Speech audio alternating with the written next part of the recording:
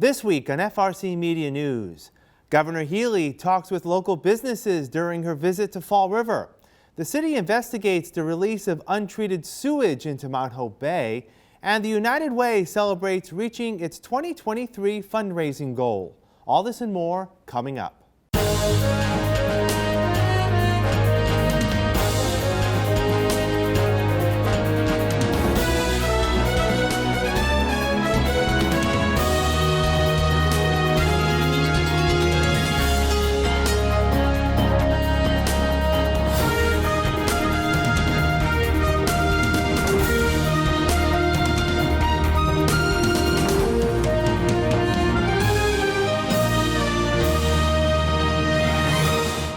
It's Thursday, April 27th, 2023. This is FRCmedia News. I'm Keith Tebow. Massachusetts Governor Maura Healey visited Fall River this week to hear from local business owners on their needs from Beacon Hill. The governor began her visit by touring Clearview Home Textiles and Matouk & Company in the industrial park. The manufacturers of chair cushions and luxury linens have been Fall River success stories, growing their operations in the face of the pandemic and aggressive competition. Following her visit to Matouk, the governor pointed to how Fall River remains a strategic location within the state's manufacturing sector. We wanted to visit this site in particular because it represents so much of the great stuff that's happening. Employing so many people, you more than doubled the number of employees during COVID. You've got sustainability efforts underway with solar on the roof, and through some funding from the state, they were able to grow their facility, purchase more equipment and the like. So, here in Fall River, which has always had such an incredible tradition of innovation and creativity and manufacturing, to see that live on today, we want to see that not only live on but really grow in terms of economic opportunity for the region. Matouk CEO George Matouk Jr. said he appreciates those who support his company in Fall River. It's amazing. It's incredible to have the governor here. We're flattered that the governor and the mayor of Fall River have come to visit us today. It's a real jolt of energy for all of our employees and hopefully for the whole business community. There's incredible stuff happening in Fall River. We're really proud of our community and our workforce, and to have the governor here to witness it is an honor of a lifetime. So we're just really happy today. The governor went on to say that her job is to ensure that communities like Fall River have the support to grow its industrial base. We know, for example, we've got to lower the cost of housing in this state. It's why I'm appointing a Secretary of Housing to drive production, because we need employees to be able to come here and afford to stay here. Thinking about the various programs, tax credits, grants, how we as a state can leverage public money with private investment to do things like George Matouk has done, which is to double the size of its workforce even through the COVID years. So that's the key to this. Following a tour of downtown businesses, the governor was joined by Lieutenant Governor Kim Driscoll for a roundtable discussion with local business leaders at the Creative Class, the former home of Bristol Community College on Durfee Street. Those in attendance were appreciative of the administration's willingness to listen to their needs. Michael Lund, the owner of Borden Light Marina, said Fall River is on the right path toward shedding the perception of being second class to communities within Greater Boston. We are definitely a different animal in Boston, but give us a little credit in when we go to the state and we need your help. We don't need you to tell us what to do. We need your help on how to get it done. And because they're a testament, and I think what's happening now is a real example of that. And I would only leave you lastly is I do believe we're experiencing a little bit of a renaissance, and the former administration recognized it, and I just want to know that it's still going in the right direction. You want to tell the world that this city's no longer a dark old mill town with, then you illuminate our bridge. And let the people know when they drive into our city that we are lit up, that we are alive, and we are something different. And all the gentlemen and ladies in this room have all contributed to that. And I think that's a vital project to show the rest of the Commonwealth that we are something new and we are something that's on the up and coming. The governor agreed that investing in communities north, south and west of Interstate 495 will be a focus of her term in office. We're down here because we care. We've been back several times. We'll continue to come back and be present in a bunch of different ways. I think it's, it's super exciting what is already happening here, and also the potential. And I think, we both were committed to this because we believed in our entire Commonwealth, particularly outside of Greater Boston. And I think that Fall River represents the very best of the opportunity that's out there for the state. We're not going to get there unless we work together, public, private, those of us in government working alongside all of you in industry and having us help be service partners to what you need to do right now. That message of inclusion was echoed by Lieutenant Governor Driscoll, who understands the economic needs of gateway cities. Being the mayor of Salem for 17 years, a historic coastal community that's also a gateway city, I know how hard the work is on the ground, and many of the same strategies that you're deploying here, we work to deploy as well, whether it was the creative economy, tourism and hospitality, revitalizing a downtown by having people actually live there, making sure that we were supporting folks on the ground and creating a culture that people want to invest in. And there's something special about momentum, and I really feel like Fall River has momentum, and that, for me, is something that we need to, really strengthen our partnerships any way we can. Momentum is contagious, and it creates more private investment, which creates more opportunities for jobs and growing a strong local economy. And we certainly want to be here to be, not just a partner, but like a co-conspirator. But just know, we're here for you. We want to make sure that the challenges that you are aware of are shared challenges and shared opportunities to work on them together. One day after the visit, Mayor Paul Coogan said he was impressed with the level of interest in the city shown by the governor. We had about 4 or 5 issues we wanted to address. So obviously, it's 79. We have a company we're working with. We're trying to work our way through that. A couple of loans. We were looking for some small businesses in Fall River to help them. It was very, very positive. We did have a working lunch here in Government Center. In my time, I've never seen a governor or a lieutenant governor spend that much time in one city and show such a tremendous interest in what we're doing down here and what they could do to help us. It was extremely positive, and everybody was impressed by their commitment to the city. It was very good. I'm very, very pleased with yesterday. I thought we did a lot of good discussions about how we can make Fall River a better place to live. And as I always say, that's what it came down to.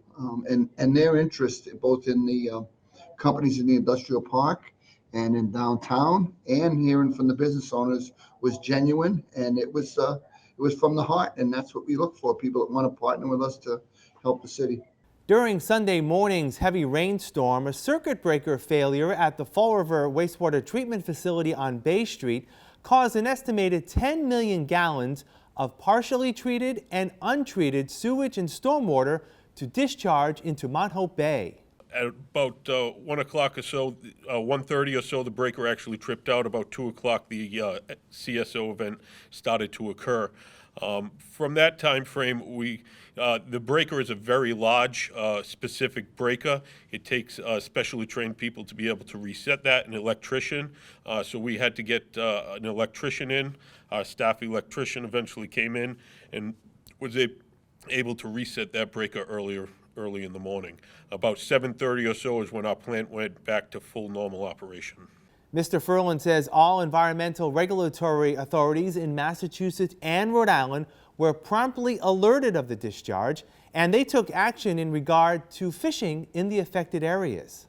Rhode Island DEM was notified. Again, as you said, it is downstream from us, so they were notified as part of our program. There are shellfish beds within Narragansett Bay, Mount Hope Bay. I believe the regulatory agencies are putting in their precautions as see fit, as they would with any type of CSO discharge from a permitted CSO or a non-permitted SSO. I believe that Rhode Island DEM has put 7-day hold on a certain number of their fishing beds, and I just saw a release from Mass Fisheries where they have put a 21-day hold on certain fishing beds within their areas. The city says the wastewater treatment facility did not sustain any damage as a result of the breaker failure, and an electrical vendor will be on site to inspect the breaker to ensure continued operation. Mr. Ferland says the city will often have what are called combined sewer overflow discharges when there are heavy rainfalls. The city had a total of 19 CSOs throughout the entire city. We currently have 17 that are still active CSOs. There are 15 that are untreated. During moderate to heavy rainstorms, those CSOs are activated throughout the city. Mass DEP has put in place a requirement for us to send out notification whenever that does occur. So we do have that notification sent out. It's sent out to a number of medias, as well as anybody who subscribes to our service gets an email within 4 hours of any of those discharges occurring. At this time, the city does not foresee being in violation or fined as a result of Sunday's discharge. The Bristol County House of Correction in Dartmouth is still investigating an inmate uprising last Friday that caused up to $200,000 in damages to 2 housing units.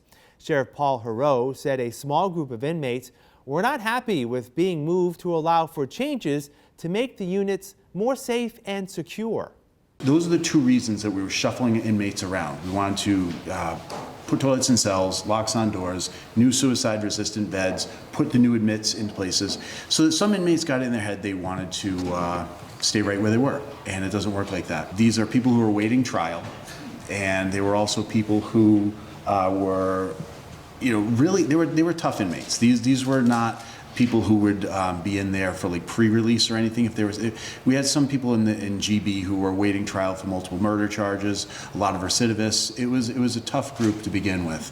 The sheriff said once it was learned the inmates would not cooperate, the correctional officers quickly secured the facility. There's a red button.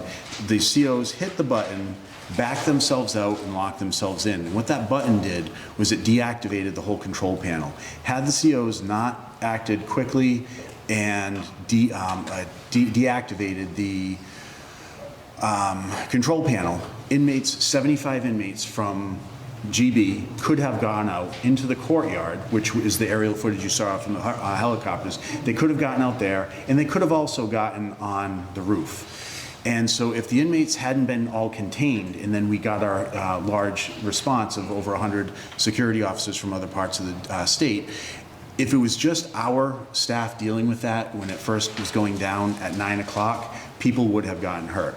So the COs shutting things down, backing out, and saying, just cordoning off that housing unit, that kept us from having a true riot. Once the facility was locked down, the sheriff began communicating with the inmates. During this time, we were trying to de-escalate them, trying to talk them down, tell them we don't want anybody to get hurt. People could get hurt if you don't cooperate with us. We want you to cooperate, we want you to go back to your cells. And so we were messaging to the inmates all day, we don't want anybody to get hurt. And by holding off, by being patient, if we had just gone in with the probably 20 to 30 security SRTs, a special response team, people would have gotten hurt. If we had just gone in with just the people here, we would have been outnumbered, and that would have had to result in more force being used to subdue 75 inmates. Because when you are trying to subdue 70 and get 75 inmates to cooperate, when you've got lesser numbers, you're going to have to probably use force. The sheriff coordinated with the state and other correctional facilities to gather the proper personnel to put an end to the uprising. The public is watching. I said, be judicious with your use of force. I said, we're going to show force. We're going to show up with over 100 security staff. We showed force by using CS gas and flashbangs, and that disorientated the inmates so that they could enter, the COs and security staff could enter and get past the barricades. And, but once inside, the inmates basically succumbed to, and they got down, they were handcuffed, they were brought out one by one, but for one person who resisted and wasn't hurt in that resistance. Neither the COs or the inmate was hurt when that one inmate resisted. There were no injuries. Nobody had to go to the hospital. Some people were sent to the medical unit just to be checked up on different things, but generally speaking, there were nobody was injured. The sheriff said approximately 20 inmates who were the leaders of the uprising have been transferred to other correctional facilities. Meantime, the investigation into the incident continues. The unemployment rate in Fall River dropped in March.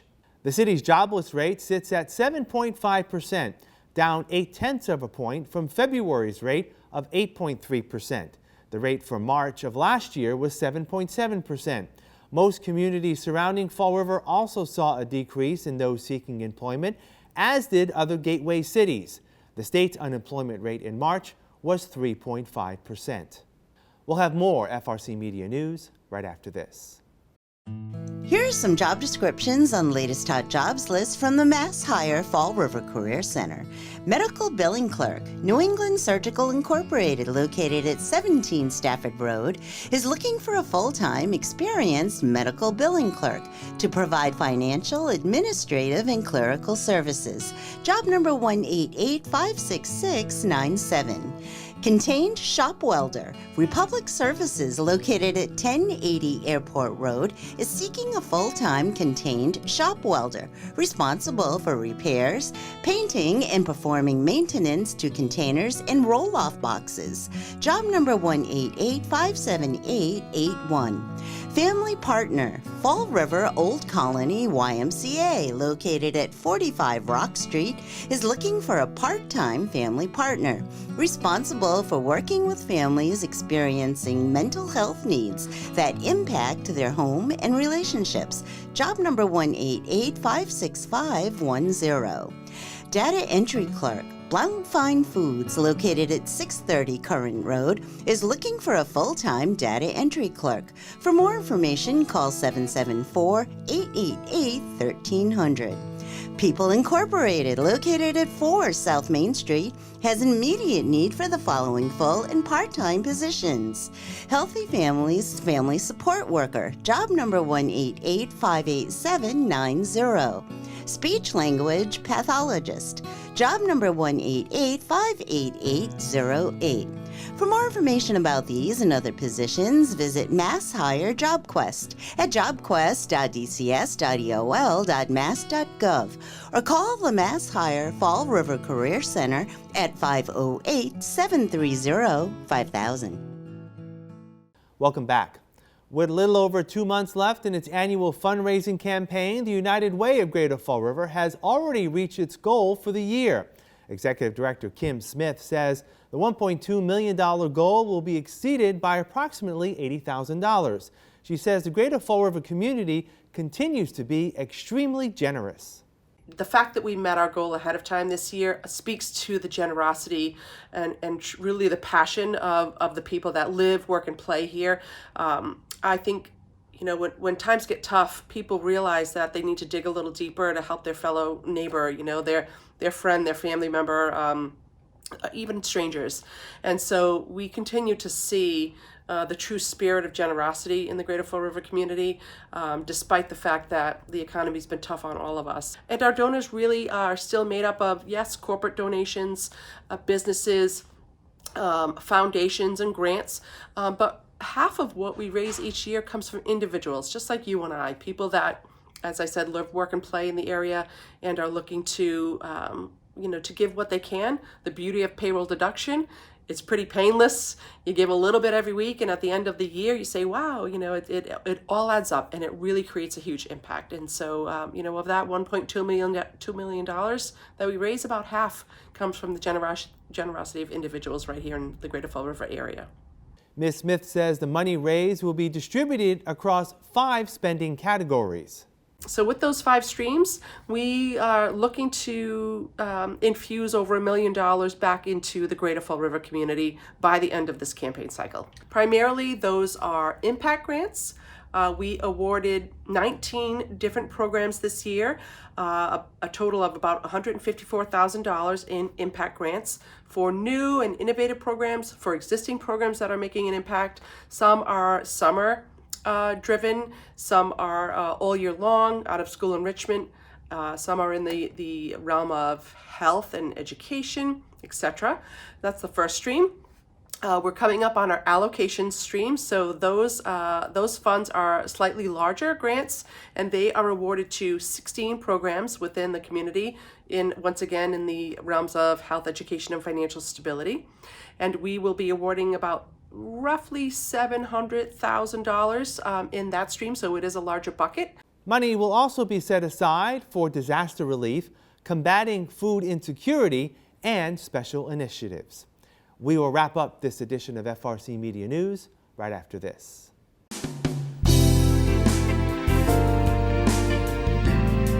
Hi, welcome to Hot Dogs and Cool Cats. Today we have Ginkgo. Ginkgo is a 4-year-old poodle mix. Despite the fact that he's only 4, I get very distinct old man vibes out of him. He's pretty chill. He just goes right along with you when you're walking. He just likes to kind of be around you. So yeah, he's a pretty chill dude who would do well with, I'd say, a normal energy home. Yeah, he pretty much just likes to be around people. He's very easygoing on the leash. He does like his walks. We take him out in the morning. He very much enjoys that. We do have him, unfortunately, 12 and older for kids, since we don't have a background with children. We are playing a little bit safe there. Yeah, you can touch him wherever. You can pick him up. He's very good about all that. But he would make a good, if you'll forgive me for saying, a good little old lady's dog. So if you'd like to meet Ginkgo, you can come down to 300 Linwood Street in Fall River, Massachusetts at Forever Paws Animal Shelter. Today we have Merlin. Merlin is 11 weeks old. He is from Puerto Rico. He's an awesome little guy. He would do well in any home. It does take him a little bit to get used to you, but once he does, he's all about you and the attention. He would do good with kids. Dogs, I'm not too sure about, where he is a little older and he is a little timid sometimes.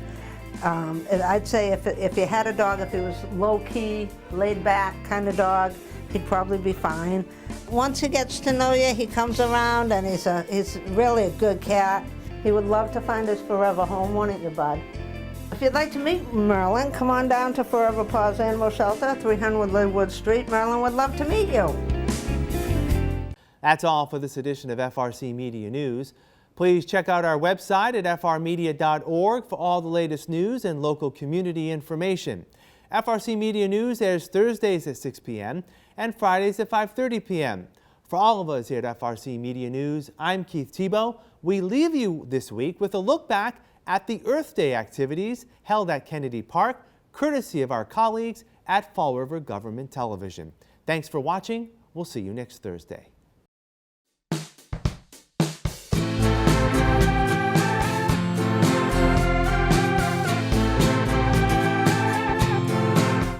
I think the parks are in as good a shape as they've been in a number of years. I mean, just look around this one. Obviously, we did a cleanup today, but it was clean when we got here. So I'm kind of glad that people seem like they're taking more interest in keeping the city going and looking good. Well, right down below us, you'll see we have a pickleball courts going in both here and at Britland. We're redoing the tennis courts here. We're redoing the basketball courts at Britland. North Park, we have a couple of things in the design phase right now. At Abbott Court, we should be tackling one of the skateboard parks. So there's a number of good projects going on in the parks, and we'll get through it this summer, hopefully. There's a lot of science behind tree canopy cover and open green space, and they go hand in hand. So we're making a lot of efforts to increase that. One of the big issues that a lot of municipalities are facing is urban heat island effect, and it's something that's significant here in Fall River. In a lot of our urban areas, it can be 10 to 20 degrees warmer than in our suburban surroundings. So increasing tree canopy cover is really important for that. It helps people enjoy the outdoors a little more. And another big benefit of tree cover is stormwater runoff. So it helps with our stormwater runoff, our sewer departments having green infrastructure to deal with the pollutants that's in our stormwater. We are Tree City USA. The announcement hasn't gone out yet, but we were named Tree City USA again this year, which is the 18th year running. So it's something to be proud of and something that we are proud of.